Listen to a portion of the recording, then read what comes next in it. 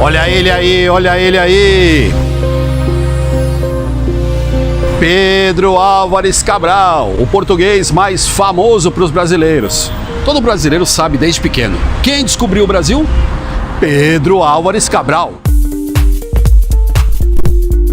Essa é uma estátua em homenagem a ele na Estrela, em Lisboa. Mas a gente não vai falar dele, não. É que no capítulo passado eu terminei dizendo que a gente ia contar a história do Pedro Álvares Cabral.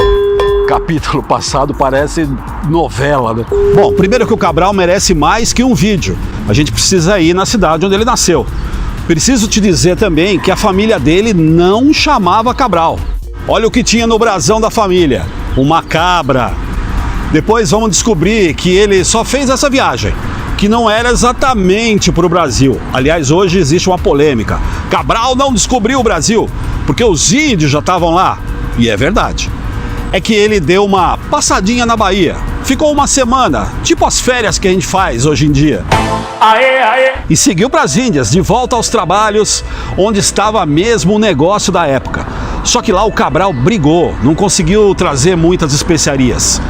Final de tudo, ele só fez essa viagem, casou com uma mulher rica e está enterrado aqui perto, junto com ela, em Santarém.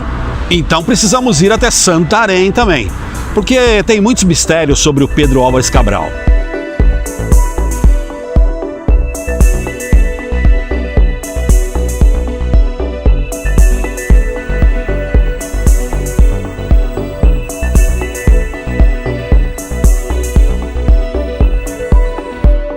Menu inteiro 10 euros tá bom, né? Com vinho ainda, porque aqui o vinho acompanha tudo. Vinho nacional, né? É que tem vinho mais barato que cerveja. E o vinho que o Cabral levou na viagem? Diz a lenda que ele não era marinheiro. Cada nau e caravela tinha um grande capitão. E que lógico, a viagem era difícil, passavam fome, doenças, dormiam no chão. A água tinha pouca, mas podia beber 1 litro de vinho por dia. E o vinho do chefe, então? Na cabine dele, bem guardado, ele levava uma das marcas mais caras de Portugal, o vinho Peramanca. A garrafa custa 400 euros, uns 3 mil reais. Mas aqui no Mercado da Ribeira, eles vendem um copo não, né? Um vinho desse, coisa de rico, gente requintada, tem que dizer. Uma taça de vinho custa 30 euros, uns 200 reais. Pena que tá fechado aqui, né? São esses os mistérios, ninguém sabe o passado do Cabral. Essas imagens dele, as estátuas, foram feitas bem depois. Então talvez ele nem fosse assim. Sabem que ele era um homem bem alto por causa da ossada dele no túmulo. Foi soldado, um cavaleiro que acompanhava o rei. Ele e o irmão recebiam salários da coroa. Poderia até ter sido um espião que o rei mandava em viagens para saber como que os inimigos estavam. Bom, não tinha máquina fotográfica na época para a gente ver o rosto do Cabral, nem fotos dessas espionagens. Aliás, se ele era mesmo um 007 do século XV, ninguém vai saber. Nem a espionagem que ele fez, mas certeza que ele era um homem de confiança do Dom Manuel.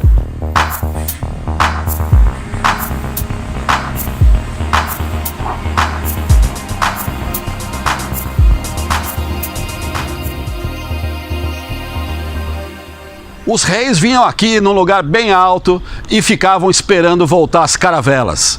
Às vezes não voltavam, né?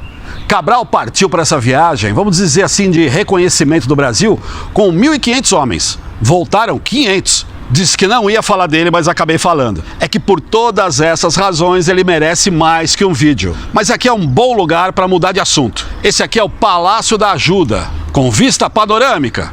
E como as mulheres têm prioridade, vamos falar de Dona Maria II, que tem tudo a ver com a gente também, porque ela é a rainha portuguesa que nasceu no Rio de Janeiro, meu irmão.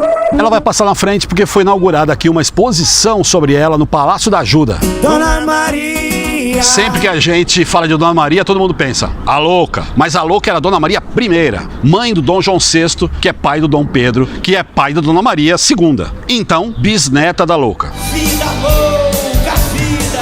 A exposição aqui no Palácio da Ajuda vai até o dia 29 de setembro, então você pode conhecer o palácio também e o preço combinado, 8 euros.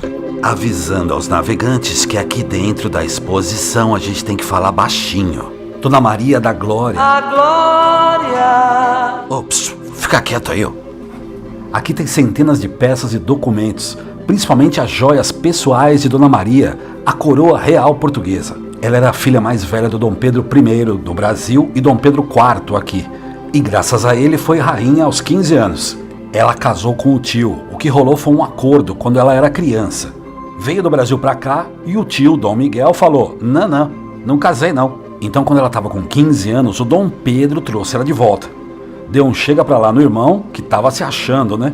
E colocou ela no trono. E morreu depois. A Dona Maria II casou de novo e o rei morreu com 2 meses de casamento. Só tragédia. Então ela casou pela 3ª vez. Estão aí os 3 maridos. E teve 11 filhos. E morreu no parto do 11º filho com 34 anos. Pô, isso dá uma série do Netflix.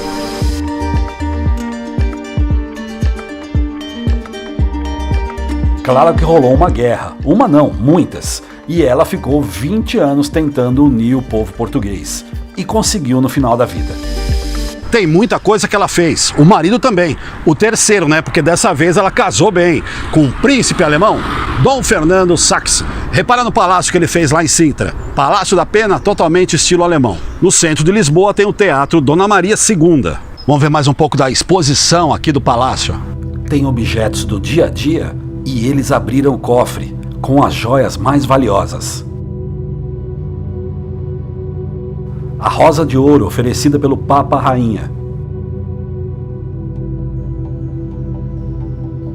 Uma tiara que pertenceu a Dona Maria. O quadro da entrada mostra a rainha com a tiara colocada.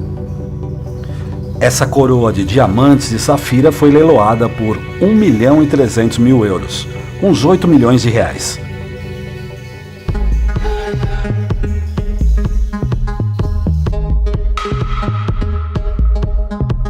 Nós vamos voltar aqui no Palácio da Ajuda, porque isso aqui começou como um barraco de madeira. Mas era um barraco real, né? Com 50 quartos.